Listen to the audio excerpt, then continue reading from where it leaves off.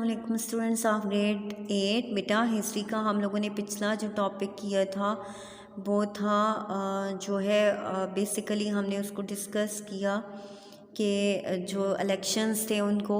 अब हमारा next topic है cabinet mission plan and interim government 1946, यानी काबीना मिशन प्लान क्या था और इंटरम गवर्नमेंट जो बुरी हुकूमत कायम की गई 1946 में जाके 1945 के इलेक्शन के मुताबिक। ठीक है, तो उसको 1946 और 45 के इलेक्शन में जो लोग जीते थे उसके बाद जो गवर्नमेंट बनाई, तो उसके बारे से हम डिस्कस करेंगे। सबसे पहले historical background of cabinet mission plan है। उर्दू वाले लोगों ने भी इसी को फॉलो करना है। कैबिनेट मिशन प्लान का बैकग्राउंड जो है, यानी जो इसका पस मंज़र है वो क्या है।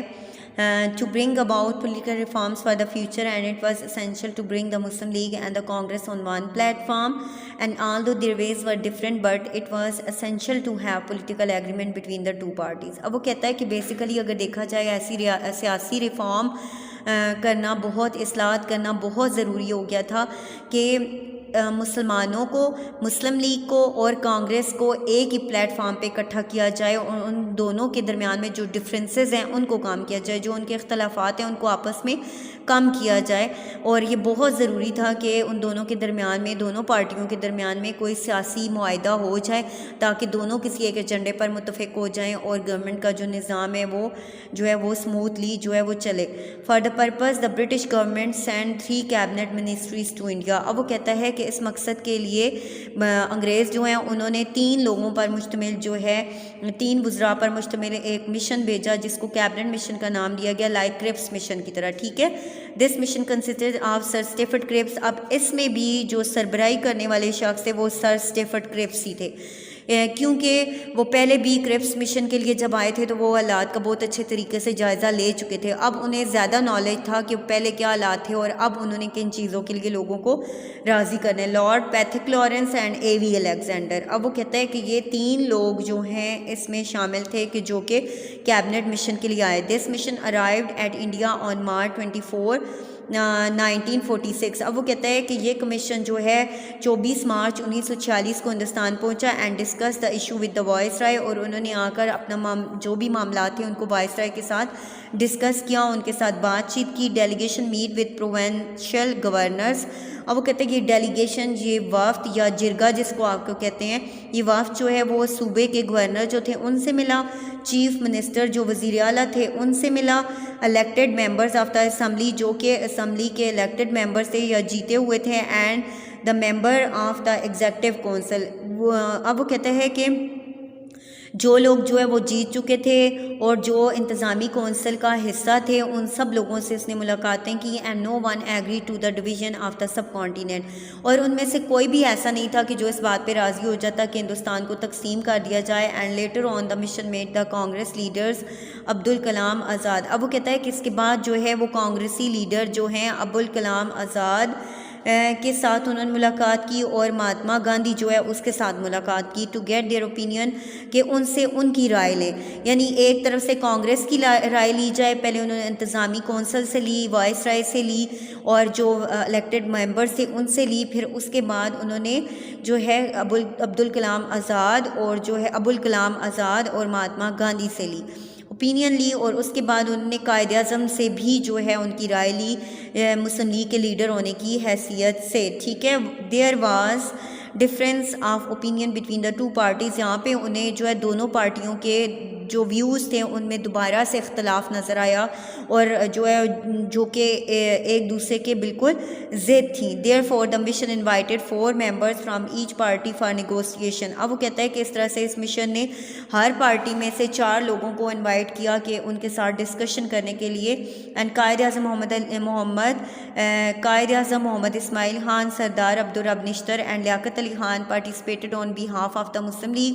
अब वो कहता है कि ये 4 लोग हैं कि जिन्होंने मुस्लिम लीग की तरफ से शमूलियत अख्तियार की, वाइल अब्दुल कलाम आज़ाद और उसके बाद आ जाते हैं पंडित नेहरू, सरदार पटेल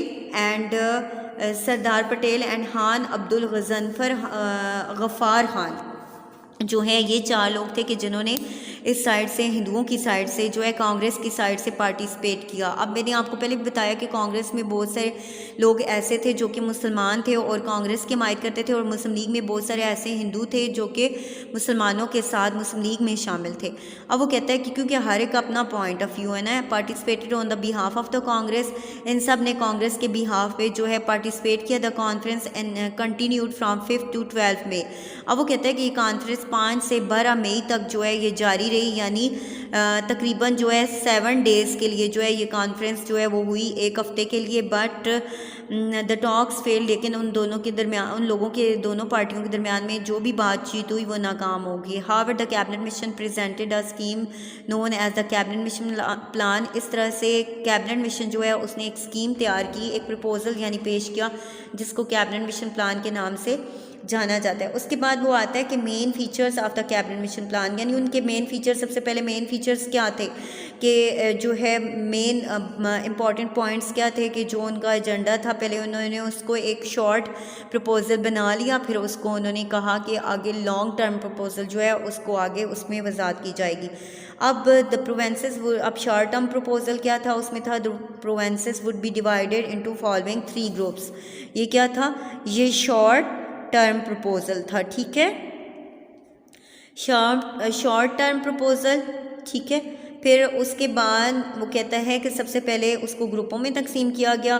एक ग्रुप जो था वो ग्रुप ए में कौन से थे, हिंदू मेजॉरिटी ग्रुप, यानी वो इलाके जिसमें सिर्फ हिंदुओं की तादाद ज़्यादा थी, मद्रास, बॉम्बे, बिहार, उड़ीसा, यूनाइटेड प्रोवेंसेस और सेंट्रल प्रोवेंस, ठीक है।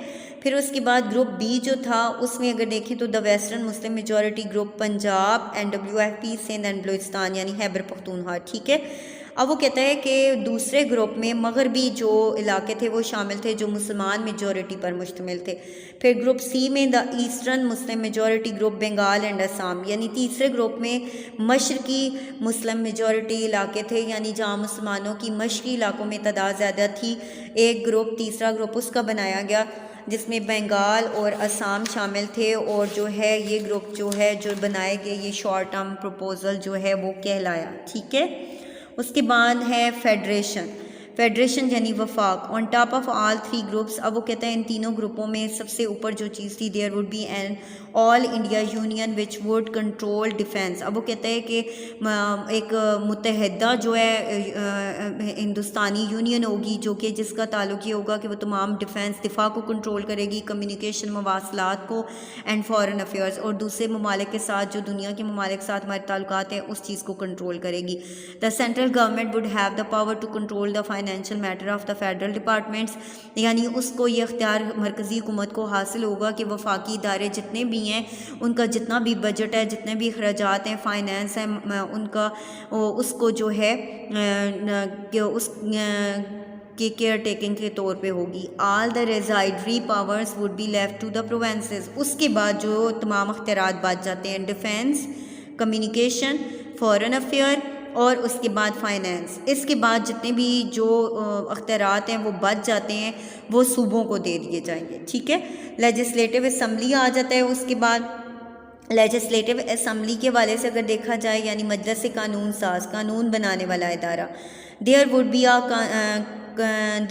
B a constituent assembly elected by the member of the provincial assemblies, यानी यहाँ पे मजलिस कानून साज होगी, कानून बनाने वाला इदारा होगा जो कि इलेक्ट करेगा सूबाई असम्बलियों को for the purpose of electing the constituent assembly.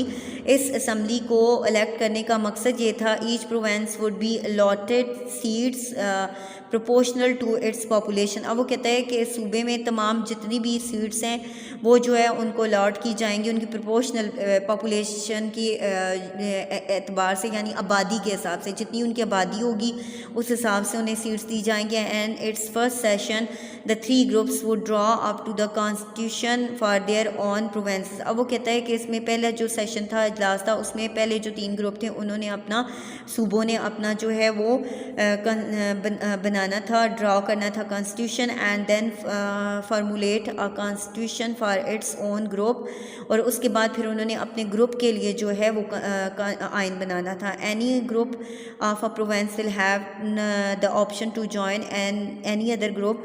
अब वो कहता है कि इन ग्रुपों में से हर एक को जो ये हक हासिल था कि वो किसी दूसरे ग्रुप को ज्वाइन करना चाहे, यानी ग्रुप ए वाला बी को ज्वाइन करना है, बी वाला सी को ज्वाइन करना चाहे तो कर सकता है। लेकिन यह है कि ये काम वो तब करेगा कि जो 10 ईयर्स के लिए वो बाउंड होगा और 10 साल के बाद वो ये काम कर सकता है। फिर कम्युनिटी आ जाता है। कम्युनिटी के बाद जो है हमारे पास आता है कि माशरत हमारी जो है वो क्या है, every province will have 3 communities. अब वो कहता है कि हर सूबे के पास 3 कम्युनिटीज़ हैं, मुसलमान हैं एक, दूसरे सिख हैं और तीसरे जो है वो general non Muslim and non Sikh, यानी वो लोग जो कि मुसलमान नहीं हैं, यानी किसी और मज़हब से, जैन मत और इस तरह के दूसरे मज़हब से ताल्लुक़ रखने, पारसी वगैरह हैं, या सिख नहीं है, ठीक है। एंड ईच कम्युनिटी या हर वो community would be empowered for electing its own representatives in proportion to its population. और हर ग्रुप में जितने भी वो लोग शामिल हैं, अकलीतें हैं, उन सबको यह हक हासिल है कि वो अपनी आबादी के हिसाब से अपने नुमाइंदे जो है वो चुन सकते हैं। फिर उसके बाद टैक्सेस हैं। The central and provincial government would be empowered to impose taxes. सूबाई और मरकजी दोनों हुकूमतों को यह अख्तियार दिया गया कि वो उन पर टैक्स लगाएं लोगों पर, in order to raise finance to meet its expenses. अपने अखराजात को पूरा करने के लिए जो है अपने फाइनेंस जो है उसको रेज़ करें, अपने बजट को जो है इम्प्रूव करने के लिए, पैसा जो है वो ज़्यादा कमाने के लिए जो है वो दोनों तरह से टैक्स लगाए जाए। द वाइसराइज कौंसल, वाइसराय की कौंसल जो थी उसके लिए क्या किया गया, the viceroy executive council would be reconstituted. उसको दोबारा से तामीर नो उसकी की गई, यानी उसको दोबारा से कुछ तरमीम करके दोबारा असर नो जो है वो कायम किया गया। And the council would include the representative of the major political party. और इस कौंसल में तमाम उन पार्टियों के रहनुमा मौजूद थे जो प्रोमिनेंट पार्टियां थीं, उन सब के रहनुमा इस कौंसल में मौजूद थे। इंटरम गवर्नमेंट, अबूरी हुकूमत जो कायम की गई, यानी फॉर द टाइम बीइंग जो गवर्नमेंट कायम की गई कुछ अरसे के लिए, वो क्या थी। In the cabinet mission immense importance was attach. अब वो कहता है काबीना मिशन के साथ एक बहुत ज़्यादा हमारी अटैचमेंट जो है वो है, इससे ताल्लुक़ है। अब the interim government having the support of the major political parties. जो गवर्नमेंट जो है वो कहता है कि अबूरी हुकूमत जो कायम की जाएगी उसके लिए तमाम जो सियासी जमातें हैं उनको उसकी सपोर्ट हासिल होगी। And there would be 14 ministers in the centre. और सेंटर में तकरीबन जो है वो 14 मिनिस्टर जो है वो सेंटर के लिए, मरकज़ के लिए होंगे। 6 जो है कांग्रेस से लिए जाएंगे, 5 जो है वो मुसलमानों से लिए जाएंगे, मुस्लिम लीग से, और 1 जो है वो सिख जो है उनमें से लिया जाएगा। एंड 1 फ्राम क्रिश्चियंस, और 1 ईसाइयों में से होगा। And 1 would be from the Parsis, और 1 नुमाइंदा जो है वो पारसियों में से। It was declared that the party which accepted this plan would be included in the interim government. और ये भी ऐलान किया गया कि जो इस प्रपोजल को एक्सेप्ट करेगी पार्टी, उसी को गवर्नमेंट में शामिल किया जाएगा, अदरवाइज जो इसको एक्सेप्ट नहीं करेगा उसको नहीं किया जाएगा। फिर 8 है, all the 3 groups would draw up constitution for its own provinces and would be independent. अब वो कहता है कि तीनों ग्रुपों की ये जिम्मेदारी होगी कि वो अपने सूबे का आइन खुद बनाए और वो आज़ाद होंगे, इसलिए जो है वो अपनी कानून साजी जो भी करेंगे आइन के हवाले से जो है वो अपने सूबों के लिए खुद करेंगे। ठीक है, आई होप यहाँ तक आपको समझ आ गया होगा। नेक्स्ट हम उसका रिएक्शन जो है कांग्रेस का या मुस्लिम लीग का उसको बाद में डिस्कस करेंगे। Thank you students.